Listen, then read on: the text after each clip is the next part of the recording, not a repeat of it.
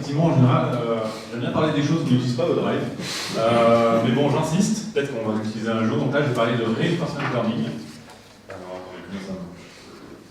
Voilà. Alors, qu'est-ce que le Reinforcement Learning ? Alors, on peut voir déjà que c'est une sous-partie du Machine Learning et du Deep Learning. Donc, le Reinforcement Learning arrive en dessous. Alors, j'ai déjà parlé du Machine Learning et du Deep Learning la dernière fois. Je ne vais pas revenir complètement dessus. Je vais réutiliser, par contre, quand même certains éléments. Donc je vous incite, si vous n'avez pas tout compris ou si vous ne l'avez pas vu, à regarder plus tard la vidéo sur YouTube. Mais alors pourquoi j'en parle déjà En fait, ce qu'il faut savoir, c'est que bon, le Reinforcement Learning, ça existe depuis un petit moment. Je ne sais plus exactement quand, mais je crois que c'est dans les années 50 que c'est apparu. Mais globalement, c'est vraiment revenu au goût du jour grâce à Google, qui a développé donc, AlphaGo, qui est une IA qui joue au Go.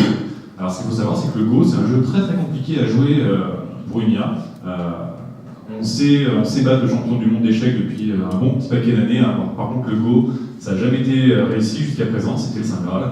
Et Google l'a fait, donc ça fait une petite révolution. Et comment ils ont fait ça? Donc ils ont fait une IA basée sur du machine learning qui utilise la connaissance humaine. Alors ils ont d'abord entraîné cette IA avec des milliers de parties de Go faites par des humains et enregistrées, donc c'est un sacré boulot.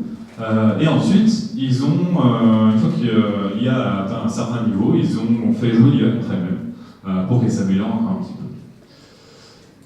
Donc ils ont sorti en 2015, en octobre 2015, une première version, AlphaGo Fan. Alors ça se trouve, ils ont bossé dessus depuis bien longtemps avant, mais je n'ai pas trouvé la date. Et AlphaGo Fan a battu donc Fan Moui, qui est un Français qui était champion d'Europe. Donc c'est déjà une petite révolution en soi. En mars 2016, ils ont sorti AlphaGo Lee, qui a battu Lee Sedol, qui était un ancien champion du monde. Et en 2017, ils ont sorti AlphaGo Master, qui a battu donc l'actuel champion du monde. Alors je vais peut-être prononcer ça très mal, mais bon, on va dire Keiji, et qui a aussi battu 60 professionnels en ligne. Donc là, aujourd'hui, jusqu'à présent, c'était le meilleur joueur de Go, imbattable, et en tout cas par l'humain. Et donc, qu'est-ce qui s'est passé? Google a décidé de remettre ça. Ils ont révolutionné une deuxième fois le monde du jeu de Go par l'IA. Ils ont sorti en octobre 2017 AlphaGo 0, qu'ils ont recréé complètement de zéro. Voilà, d'où le nom. Et pour cette fois, ils ont utilisé du reinforcement learning complètement. Donc ils n'ont plus du tout utilisé de connaissances humaines. C'est beaucoup plus facile. Et donc le résultat, c'est ça. Alors je crois que c'est en 3 jours, on va le voir vite. Voilà. Alors en 3 jours, l'apprentissage d'AlphaGo 0 a fait qu'il a battu AlphaGo Lee, donc la première version qui avait battu le champion, l'ex-champion du monde. Et en 21 jours, il a battu AlphaGo Master, donc l'actuelle version d'AlphaGo qui battait donc, le champion du monde et 60 autres professionnels. Et en 40 jours, bon, voilà, ils ont atteint un niveau imbattable jusqu'à présent. Et donc ça, de nouveau, ça a fait une petite révolution dans le domaine. Alors, ce qu'il faut voir, c'est que le reinforcement learning se base sur un modèle, une idée très très simple. On va avoir un agent qui est le cœur de l'intelligence artificielle. On va lui donner, donc on peut voir ici, on va lui donner l'état de l'environnement. Donc dans cet exemple-là, c'est un jeu Atari, donc on va lui donner le tableau avec les monstres, tout ça, les informations.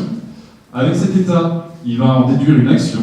Alors là, la première itération, l'action va être complètement bidon, ça va être du pur aléatoire, mais il va en déduire une action. Cette action va rentrer dans le jeu et on va en déduire une reward, une récompense, qu'on va donner de nouveau à l'agent. Donc le but, c'est de faire ça un très grand nombre de fois. Et idéalement, on va maximiser la récompense. Donc ici, la récompense, on donne le score du jeu, tout simplement. Et encore une fois, le but, c'est d'augmenter son score.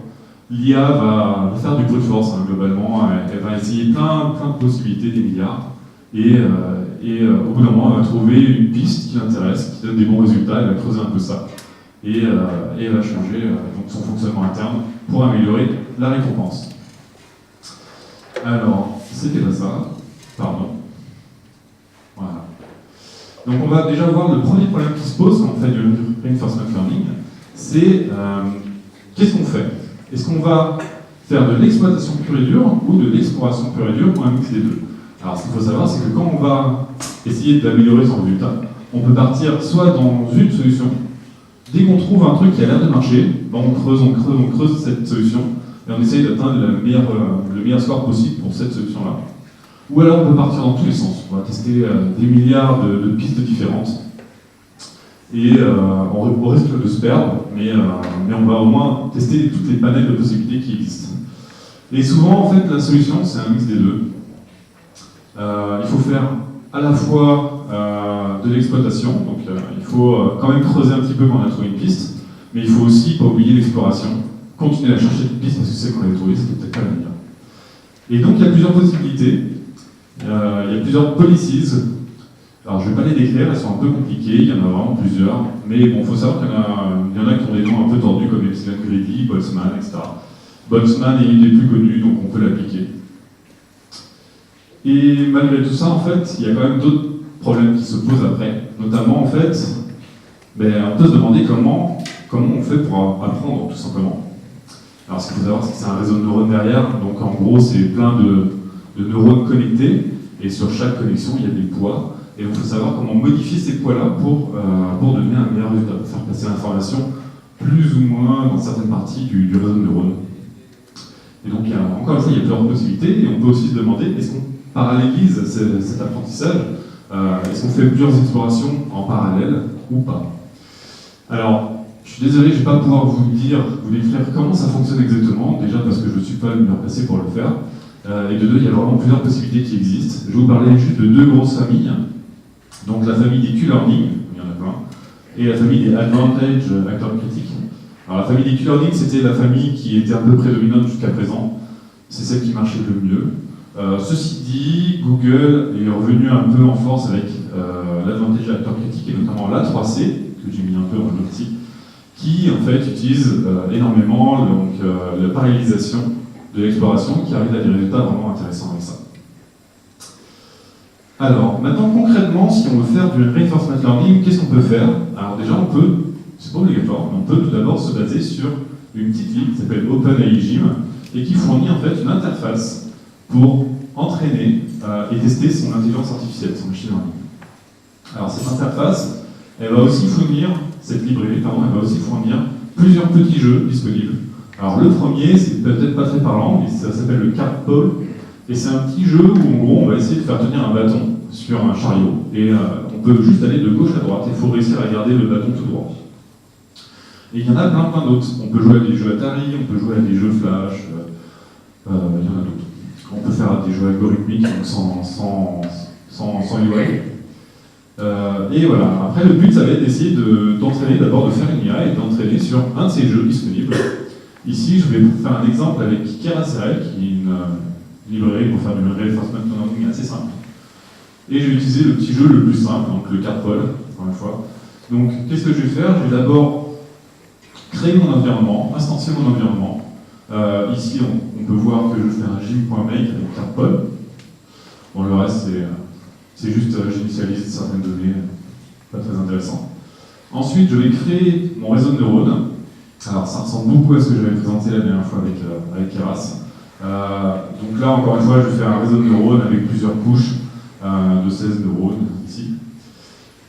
Je la lie quand même, ce réseau de neurones, je le lie à mon environnement précédent, notamment en lui donnant en entrée mes possibilités d'observation. Donc en gros, c'est mes données en entrée, ça décrit le tableau pour le jeu Atari, comme on voyait tout à l'heure. Ici, ça va décrire globalement l'angle d'inclinaison de mon bâton. Et à la fin, je lui donne, ok, mais mes sorties, c'est quoi? Ici, c'est les nombres d'actions. Ça peut globalement aller de gauche à droite. Et une fois que j'ai fait ça, j'ai plus grand chose à faire. J'ai juste à créer mon agent. Bon, je ne vais pas rentrer dans les détails, mais ici, j'ai créé un agent de type DQN. DQN agent, ici. Donc, c'est la première famille. Avec Keras-RL, on ne peut pas utiliser la 3C. Donc, j'avais pas trop le choix. Et une fois qu'on a fait ça, il ne me reste plus qu'une seule chose, c'est commencer l'entraînement. Donc là, je vais dire à mon agent, bah, vas-y, essaye des milliards de fois à résoudre le problème du cardboard et essaye de trouver la meilleure solution. Donc concrètement, dans l'IDE, ça donne un peu ça. Donc bon, là j'ai mon code que vous avez vu tout à l'heure. Je vais avoir, à chaque itération, ça va me rajouter une ligne dans mon output qui me donne plein d'informations, et notamment le score. Donc là, on voit que au bout d'un moment, j'ai atteint le score de 173, je suis monté à 200. Et on peut voir, en tout cas visuellement, graphiquement, l'IA jouer tout simplement à ce petit jeu et essayer de faire tenir le bâton le plus longtemps possible. On peut aussi, donc là, aujourd'hui, j'ai essayé de résoudre un jeu qui est déjà fourni par OpenAI. Alors, c'est pas le jeu le plus intéressant, et surtout, ça ne résout pas nos problèmes concrètement qu'on peut avoir dans nos sociétés. Et donc, on peut aussi créer des environnements custom, des environnements à nous qui vont résoudre un problème particulier. Donc, ici, c'est encore un exemple un peu bête, j'ai modélisé une problématique qu'on aurait pu avoir, c'est Autocolor, c'est deviner un chiffre en sachant juste si on est froid ou chaud. Donc c'est un peu bête, mais on peut voir qu'on peut créer nous-mêmes notre environnement. Donc tout ce que j'ai eu à faire, c'est créer cette classe-là, qui étend le gym.amp, et je donne quelques informations. Donc typiquement, mes actions. Alors mes actions, ça va être tout simplement ici, un chiffre entre moins 1000 et 1000. Ça va être le chiffre que je vais devoir essayer de deviner, il est entre moins 1000 et 1000. Et l'observation, c'est en gros 0 si je suis dans mon état initial, 1 si le chiffre que j'ai deviné est en dessous de la réalité, 2 si c'est le bon chiffre, ou 3 s'il est au-dessus. Et il manque quand même une fonction importante là-dedans, il manque la fonction de step, donc qui va être appelée à chaque fois qu'on essaye de deviner le chiffre. Et on va juste tout simplement en fait dire en fonction de l'action que l'IA m'a donnée. Donc par exemple elle m'a donné 500 et mon chiffre c'était 200 à trouver. Ben, elle m'a donné 500 donc je vais regarder par rapport à mon chiffre. Si c'est en dessous, ben, je vais dire que c'est 1. Si c'est égal, c'est 2. Si c'est au-dessus, ça va être 3. Et tout simplement après je vais donner une reward, une récompense par rapport à ce qu'il m'a donné comme action et par rapport au chiffre qu'il aurait deviné. Donc tout simplement, plus on est proche, plus ma récompense va être grande. Et après, globalement, je donne cette reward à cette fonction et c'est tout.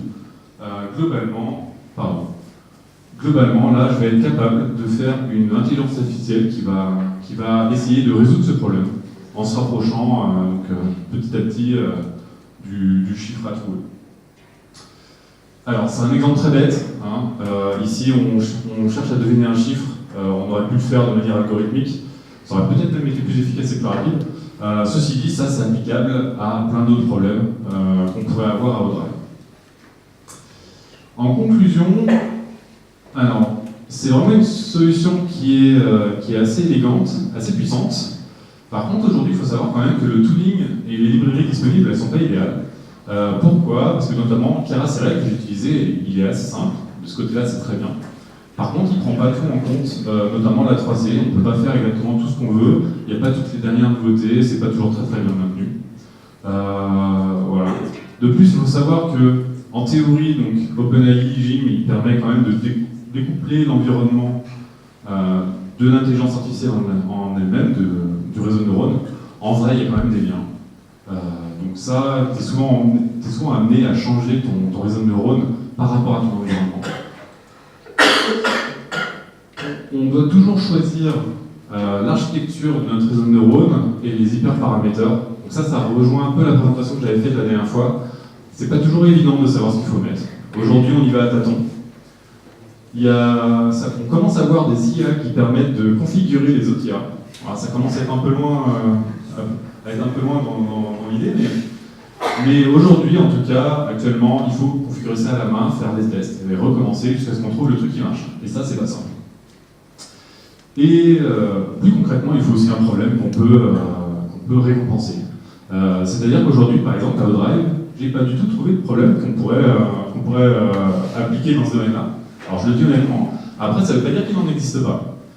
Il suffit tout simplement d'avoir un problème qu'on pourrait évaluer automatiquement sans intervention humaine. Alors, si vous avez des idées, je suis tout à fait dispo pour en parler. Aujourd'hui, j'en vois pas, mais si vous en avez un, ça peut être vraiment intéressant de se pencher dessus et d'essayer de le résoudre par cette technique. Alors, je donne juste un tout petit lien qui vient d'un mec qui a écrit un article sur un blog et qui est vraiment très poussé. Alors, il y a plusieurs parties, il faut voir, là c'est le lien que de la première partie, mais il y en a 6 ou 7. Il décrit plusieurs étapes, notamment le Q-learning, mais aussi la 3C, etc. Donc ça, c'est assez intéressant. Donc voilà, je vous remercie. C'était juste une petite introduction. Malgré tout, je pense qu'on va en entendre beaucoup parler de plus en plus. Google l'a démontré, c'est quand même très très puissant comme outil. Et je pense qu'on ne va pas s'arrêter là. Il va y avoir encore des découvertes. Aujourd'hui, on parle de la 3C, c'est le truc qui est à la mode en ce moment. Demain, il va y avoir encore d'autres algorithmes. Peut-être qu'ils seront plus faciles à utiliser que la 3C. Mais clairement, ça va vraiment le vent en poupe en ce moment. Voilà, merci à vous.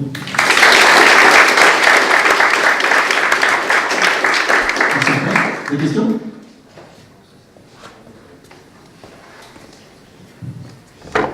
Moi j'ai une question, j'ai pas bien vu dans l'explication que tu as faite au niveau des rewards. Est-ce que on a besoin que la reward soit donnée directement à un step, ou bien est-ce qu'on peut attendre que le jeu soit terminé pour donner la reward?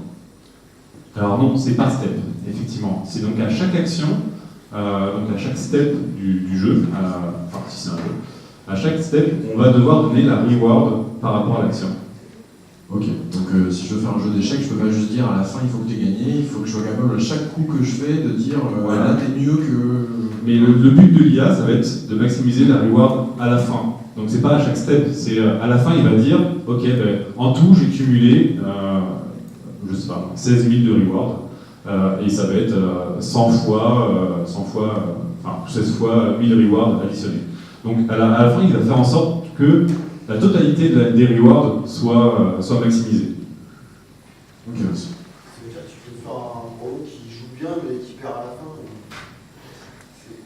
Alors, Ou alors il faut mettre un gros score sur la victoire finale.